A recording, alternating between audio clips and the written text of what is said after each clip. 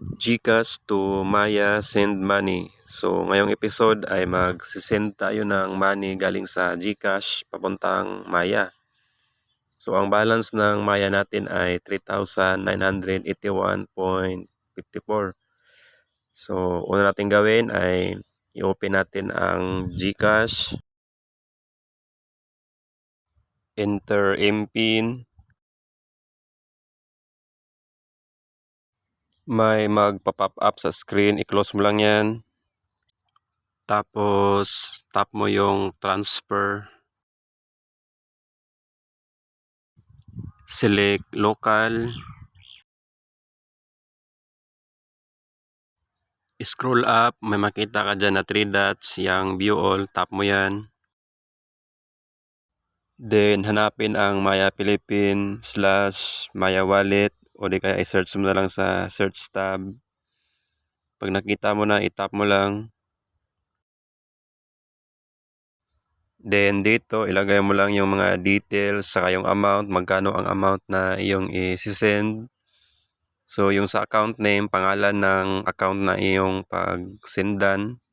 Saka yung account number naman, yung phone number ng kanyang account. Sa baba niyan may send to recipient. So optional lang yan, email address yung nilalagay dyan. So pag matapos nyo na yung ma-fill up, ay i-tap nyo lang yung send money. So dito, i-check mo yung mga details kung may mga mali ba. Tapos kung ma-confirm mo na tama lahat, so i-scroll up mo lang ng konti at i-tap mo na yung pay. So i-check mo muna yung maliit na box tapos pay. So mag-proceed yan at mag-send yan ng OTP o one-time password. So pag na-receive mo na yung OTP ay ilagay mo lang dyan sa verification code para ma-submit at mag-proceed. So i-double check na tama ang code na mailagay dahil hindi yan magpo-proceed kapag mali. So pag okay na ay tap nyo na ang submit.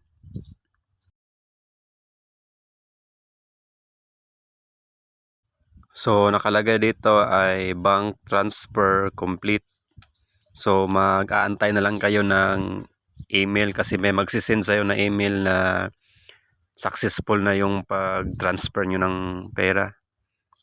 Pati yung Maya ay mag-notify din yan na na-receive na ang amount kung magkano ang inyong pinadala. So yan, na-receive ko na yung email at nag-notify na din si Maya na na-receive ko na yung amount.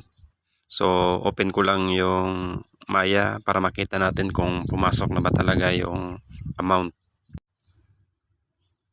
So ayan no, pumasok na dagdagan na yung balance natin sa Maya. So para makita natin yung mga transaction natin, so drag nyo lang, tapos itap nyo yung transaction, yung pinaka latest na transaction. Tapos yan, makikita yung mga details kung saan galing at kung magkano yung pumasok. So ganun lang kadali mag-send ng pera no, galing sa GCash papuntang Maya. So kung gusto mo ng ganitong mga content ay paki-subscribe na lang ng aking channel at hanggang dito na lang. Salamat sa panonood.